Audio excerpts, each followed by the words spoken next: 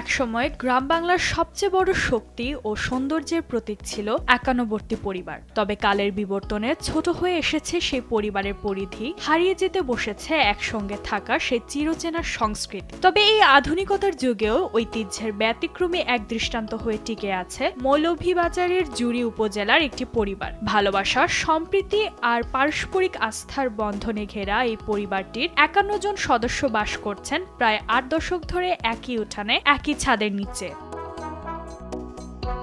ইতিহাস বলছে ব্রিটিশ আমলে ভারতের পুরুলিয়া থেকে জীবিকার খোঁজে ধামাই চা বাগানে এসেছিলেন চা শ্রমিক ভীম রুদ্রপাল।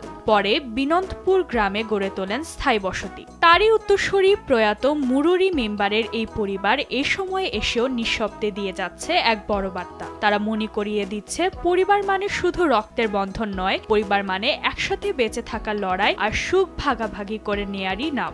পুরুলিয়া থেকে এসেছিলেন চা শ্রমিক হিসাবে ধামাই টি গার্ডেন, সেখানে কিছুদিন এই চা শ্রমিক হিসাবে কাজ করেন। পরবর্তীতে উনি নিজস্ব চাষাবাদ করে কৃষিকাজের করে কিছু সম্পদ খরিদ করেছিলেন।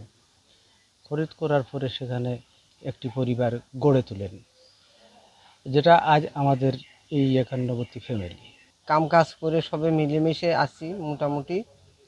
আমাদের ভাতিজা ভাতিজি এবং নাতনি সবাইকে নিয়ে একসাথে আমরা একসাথে খাই। আর সব কিছু আমাদের অসুখ টসুখ যা কিছু হয় আমরা সব একটু এক অপরের সাহায্য করি। আমরা চাচাতো ভাই বোন আমরা মোট ২২ জন।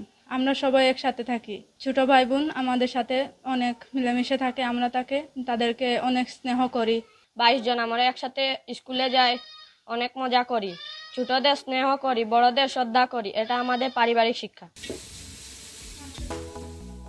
৫১ জনের এই বিশাল সংসারের রান্নাও যেন রোজকার এক উৎসবের মতোই। রোজ নিয়ম করে এখানে চুলায় চড়ে বিশাল আকৃতির সব হাঁড়ি পাতিল, আর রান্নার আয়োজন থেকে শুরু করে পরিবেশন সবখানে জড়িয়ে থাকে এক অদ্ভুত মায়া আর নিখাদ ভালোবাসা। সবাই একসাথে সবজি উবজি কাটি, এরপরে রান্না বান্না করার পরে আমরা সবাই একসাথে খাওয়া দাওয়াও করি।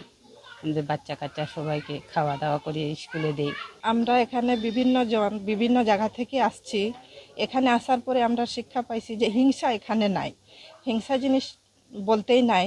আমরা একে অন্যের সাথে মিলেমিশে একসাথে বসবাস করছি।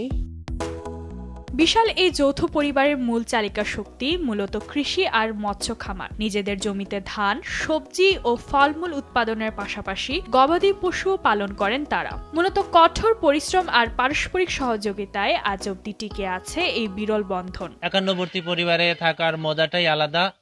আমরা সবাই একসাথে পারস্পরিক সহযোগিতা এবং সুখ দুঃখ ভাগাভাগি করে আছি, আর পরবর্তীতেও আমরা এভাবে যেন থাকতে পারি, এটা আমাদের একটা ঐতিহ্য একান্নবর্তী পরিবারের। ছোটখাটো ঘটনায় আমাদের পরিবার ভেঙে যায়, কিন্তু এখানে বিনন্দপুর গ্রামের মুরলী রুদ্রপালের পরিবার ৮০ বছর থেকে একই সাথে বসবাস করে আসছে।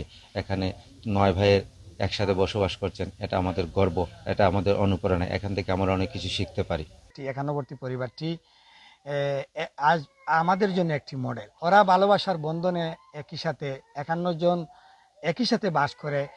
আমাদের সমাজে বর্তমানে আমরা অল্প জায়গা জমি নিয়েও বাইয়ে এবং পরিবারে দ্বন্দ্ব লেগে থাকে। আমরা চাইলে ওই পরিবারের মতো একসাথে আমরা একই ছাদের নিচে আমাদের ভালোবাসার বন্ধনে বসবাস করতে পারবো। ব্যক্তিকেন্দ্রিক এই আধুনিক সমাজে মৌলভীবাজারের জুরির এই ৫১ সদস্যের পরিবারটি যেন এক অনন্য দৃষ্টান্ত, যা মনে করিয়ে দেয় পারস্পরিক ত্যাগ আর ভালোবাসায় পারে একটি সুন্দর সমাজ ও পরিবারকে টিকিয়ে রাখতে। নিউজ ডেস্ক, দেশ টিভি।